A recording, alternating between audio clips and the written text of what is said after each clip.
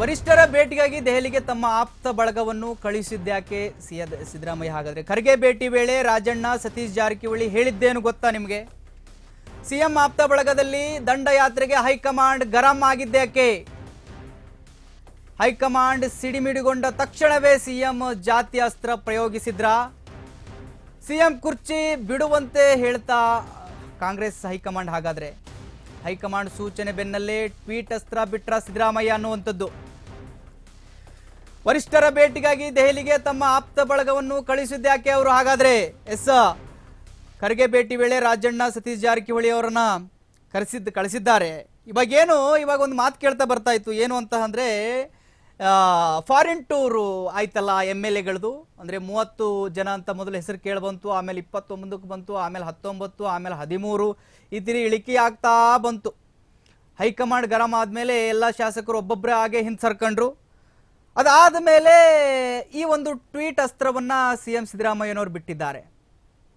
ಯಾಕೆ ಬಿಟ್ಟರು ಹಾಗಾದರೆ ಈ ಅಸ್ತ್ರವನ್ನು ಅನ್ನುವಂಥದ್ದು? ಅಂದರೆ ಸಿದ್ದರಾಮಯ್ಯನವರಿಗೆ ನಾನು ಹೇಳ್ತಾ ಇದ್ದೆ, ಅಂದರೆ ಅವರು ಅಧಿಕಾರ ವಂಚಿತರೇನಾಗಿಲ್ಲ ಅಂತ ಹೇಳಿ. ಅವರು ಮೊದಲು JDS ನಲ್ಲಿ ಇದ್ದಾಗಲೂ ಅಷ್ಟೇ ರೀ, ಅವ್ರಿಗೆ ಏನೇನು ಸಿಗಬೇಕು ಸಿಗ್ತಾನೆ ಹೋಯ್ತಲ್ಲ. ಉಪಮುಖ್ಯಮಂತ್ರಿ ಆದರೂ ಅಲ್ಲೂ ಕೂಡ JDS ನಲ್ಲಿ ಉಪಮುಖ್ಯಮಂತ್ರಿ ಆದರು.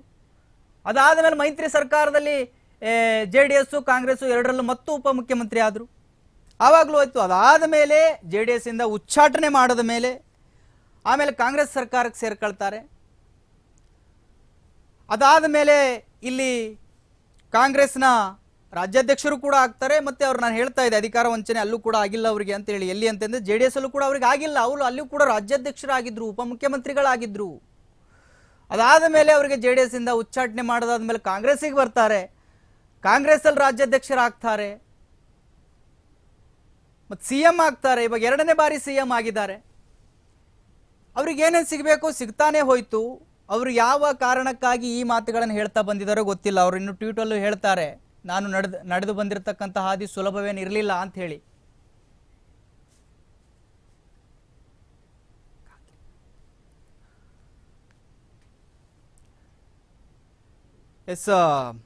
ಖಾದ್ರಿ ಅಂತ ಹೇಳಿ ಕಾಂಗ್ರೆಸ್ ಮುಖಂಡರು ಇದರ ಬಗ್ಗೆ ಮಾತನಾಡೋದಕ್ಕೆ ನಮ್ಮಲ್ಲಿ ಫೋನ್ ಸಂಪರ್ಕದಲ್ಲಿ ಕನೆಕ್ಟ್ ಆಗ್ತಾ ಇದ್ದಾರೆ. ಖಾದ್ರಿ ಅವರು ನಮಸ್ತೆ. ಮಹಾದೇವ್ ಅಂತೇಳಿ. ನಮಸ್ತೆ. ನಮಸ್ತೆ. ಏನ್ ಹೇಳ್ತೀರಿ? ಸಿದ್ದರಾಮಯ್ಯನವರು ಅಧಿಕಾರ ವಂಚನೆ ಆಗಿದೆ, ಅವರ ಟ್ವೀಟ್ ಬಗ್ಗೆ ಏನ್ ಹೇಳ್ತೀರಿ? ಈ ತರ ಅಂದ್ರೆ ಕುರಿಗಾಯಿ ಒಬ್ಬ CM ಆಗಿದ್ದು ಪಟ್ಟಭದ್ರರ ಕಣ್ಣು ಕೆಂಪಾದಂತಾಗಿದೆ ಅಂತ ಹೇಳಿ ಟ್ವೀಟ್ ಮಾಡಿದ್ದಾರೆ. ಏನ್ ಹೇಳ್ತೀರಿ ಟ್ವೀಟ್ ಬಗ್ಗೆ? ಈಗ ನೋಡಿ, ಅವರು ಸಾಮಾಜಿಕ ಹರಿಕಾರ, ಸಾಮಾಜಿಕ ವ್ಯವಸ್ಥೆ ಒಳಗ ಎಲ್ಲ ಸರ್ವ ಜನಾಂಗಕ್ಕೆ, ಶೋಷಿತ ಜನಾಂಗದ ಧ್ವನಿ ಅವರು. ಈಗ ಕೆಲವ ವ್ಯಕ್ತಿಗಳು ಅವ್ರ ಬಗ್ಗೆ ಇಲ್ಲ ಸಲ್ಲದ ಆರೋಪ ಮಾಡ್ತಾರೆ. ಕೆಲವು ಈ ವಿರೋಧಿಗಳು ಅವ್ರ ಬಗ್ಗೆ ಇಲ್ಲ ಸಲ್ಲದ ಆರೋಪ ಮಾಡೋದು, ಟೀಕಾ ಟಿಪ್ಪಣಿ ಮಾಡೋದು ಮಾಡ್ತಾರೆ. ಹಾಗಾಗಿ ಇವತ್ತು ಒಬ್ಬ ಅತ್ಯಂತ ಕಟ್ಟ ಕಡೆ ವ್ಯಕ್ತಿ ಉರಿಗಾಯಿ ಇವತ್ತು ಮುಖ್ಯಮಂತ್ರಿ ಆಗ್ಯಾರ ಅಂದ್ರೆ ಅವ್ರಿಗೆ ಉರಿ ಬಿದ್ದಿದೆ ವಿರೋಧಿಗಳಿಗೆ. ಹಾಗಾಗಿ ಈ ತರ ಒಂದು ಅವರು ತಮ್ಮ ಟ್ವೀಟ್ ನಲ್ಲಿ ಟ್ವೀಟ್ ಮಾಡಿದ್ದಾರೆ. ಯಾರಿಗೆ ಹೇಳಿದ್ದಾರೆ ಅಂತ? ಇದನ್ನ ಸ್ವಪಕ್ಷದಲ್ಲಿ ಹೇಳಿದ್ರ ಅಥವಾ ವಿರೋಧ ಪಕ್ಷನ? ಅಲ್ಲ, ಸ್ವಪಕ್ಷದಾಗ ಎಲ್ಲಾರು ಸಿದ್ದರಾಮಯ್ಯ ಸಾಹೇಬ್ರ ಅತ್ಯಂತ ನಮ್ಮ ನಾಯಕರು, ನಮ್ಮ ಪಕ್ಷದ ನಾಯಕರು, ನಮ್ಮ ಮುಖ್ಯಮಂತ್ರಿಗಳು, ಬಡವರ ಪರವಾಗಿ ಇರ್ತಕ್ಕಂತ ಭ್ರಷ್ಟಾಚಾರ ರಹಿತ ಇರ್ತಕ್ಕಂತ ಮುಖ್ಯಮಂತ್ರಿ ಅಂತೇಳಿ ನಮ್ಮ ಕಾಂಗ್ರೆಸ್ಸಿಗರು ಪ್ರತಿಯೊಬ್ಬ ಸಣ್ಣ ಕಾರ್ಯಕರ್ತರಿಂದ ಹಿಡ್ಕೊಂಡು ದೊಡ್ಡ ವ್ಯಕ್ತಿಯವರಿಗೆ ಅವ್ರ ಬಗ್ಗೆ ಅತ್ಯಂತ ಅಭಿಮಾನ, ಗೌರವ ಇಟ್ಕೊಂಡಿದೀವಿ ನಾವು. ಇದು ವಿರೋಧಿಗಳ ಇದು ಷಡ್ಯಂತ್ರ ಎಲ್ಲ.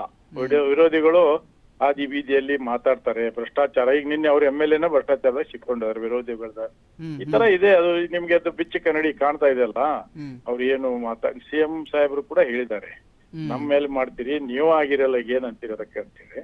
ಹಾಗಾಗಿ ಇದು ರಾಜಕಾರಣದಾಗ ಈಗ ಇರೋದು. ಯಾಕಂದ್ರೆ ಜನಪ್ರಿಯತೆ, ಸಿದ್ದರಾಮಯ್ಯ ಸಾಹೇಬ್ರ ಜನಪ್ರಿಯತೆ ಸಹಿಸ್ಕೊಳಕ್ ಆಗ್ತಾ ಇಲ್ಲ ವಿರೋಧಿಗಳಿಗೆ. ಹಾಗಾಗಿ ಈ ತರ ನಡೀತಾ ಇದೆ.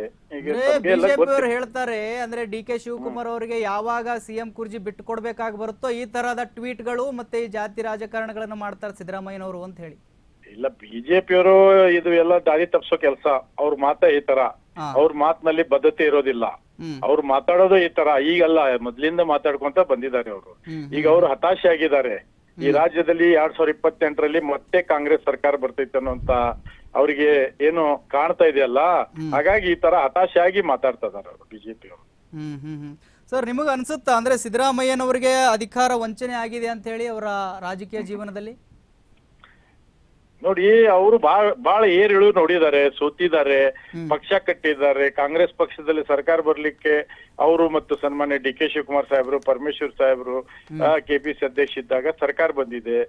ಬಹಳಷ್ಟು ಅವರ ಶ್ರಮ ಕೂಡ ಇದೆ. ಇವತ್ತು ಪಾರ್ಟಿ ಒಳಗೆ ಏನಿಲ್ಲ ಅವ್ರ ಬಗ್ಗೆ, ಬಟ್ ವಿರೋಧಿಗಳು ಹಾದಿ ಬೀದಿಯಲ್ಲಿ ಮಾತಾಡೋದು, ಏನೇನೋ ಟೀಕಾ ಟಿಪ್ಪಣಿ ಮಾಡ್ತಾರಲ್ಲ, ಅದಕ್ಕಾಗಿ ಈ ತರ ಅವ್ರ ಮನಸ್ಸಲ್ಲಿರ್ತಕ್ಕಂಥ ವಿಚಾರನ್ನು ಬಿಚ್ಚಿಟ್ಟಿದ್ದಾರೆ ಅಂತ ನಮ್ಮ ಏನ್ ಅನ್ಸುತ್ತೆ ಸರ್? ಇವಾಗ ಡಿ ಕೆ ಅವ್ರಿಗೆ ಸಿಎಂ ಕುರ್ಚಿ ಬಿಟ್ಕೊಡ್ತಾರಾ ಸಿದ್ದರಾಮಯ್ಯನವರು? ನೋಡಿ, ಅಷ್ಟು ನಾನು ದೊಡ್ಡ ವ್ಯಕ್ತಿ ಅಲ್ಲ. ಅದೆಲ್ಲ ಹೈಕಮಾಂಡ್ ಲೆವೆಲ್ ವಿಚಾರಗಳು.